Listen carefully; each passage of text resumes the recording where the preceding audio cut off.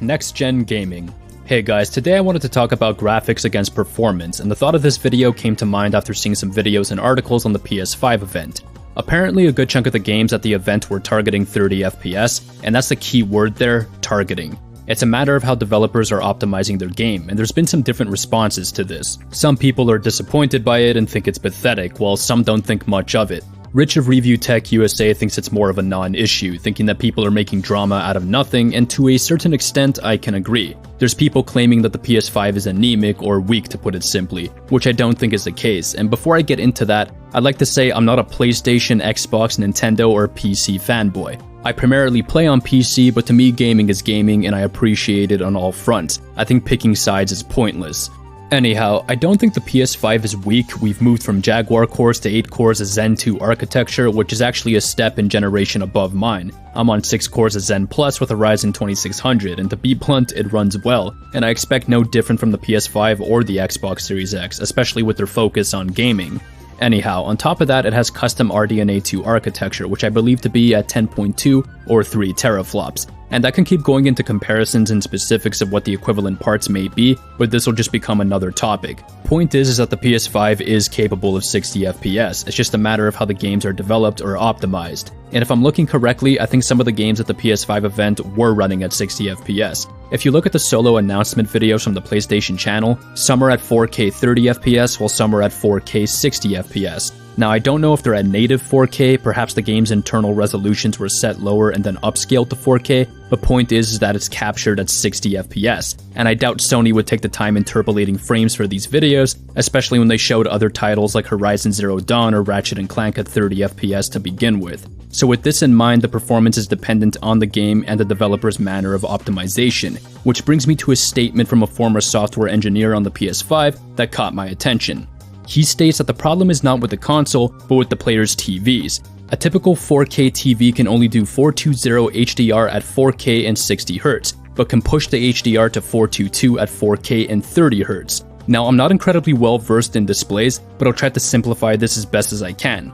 Without going into too much detail, I'll just say 60Hz means that the display is capable of outputting 60 FPS, while 30Hz is capable of 30 FPS. While those ratios 422 and 420 are referring to something called chroma subsampling as far as I can tell, which is a method of compression that affects color information inside an image. Anyhow, the point is that the higher the ratio is, the more color information inside the image, allowing for more accurate colors. Now, are there legitimate visual differences between 422 and 420 at 4K? I'm not sure. I don't have a first-hand experience and I couldn't find any real-world comparisons between these settings when it came to games. So if you have an HDR 4K television that allows you to switch between these settings, I'd love to know if there's a legitimate visual difference worth the loss in performance. I'm genuinely curious.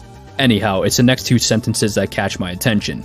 Most game developers would rather have their games look good in 4K than have them run at 60 FPS, and it seems they must sacrifice one or the other. Developers want their games looking filmic and want more people to be able to experience their games in sharp detail and bright colors. And you see, that's where I draw the line and start to ask questions. Are those brighter colors and sharper details worth the loss in performance? Is it worth sacrificing 60 FPS? And you see, that's where the debate comes in, because some people do really like that sharp eye candy and cinematic look, so they don't mind 30 FPS. And honestly, I don't think 30 FPS is broken or unplayable. It depends on the game though, and to be blunt, there is a distinct smoothness and feel to 60 FPS that a lot of people were hoping for. And honestly, I'm one of the people that thought 60 FPS would be a standard by now. I guess I just value performance, and that's not to say I don't value visuals either. Good presentation is important, but I'm stating there should be a balance. I don't know if one should be a way greater focus than the other, but you see, that's my view, which is why I think people should be given the choice between performance and quality modes, which is why I like the Demon's Souls remake.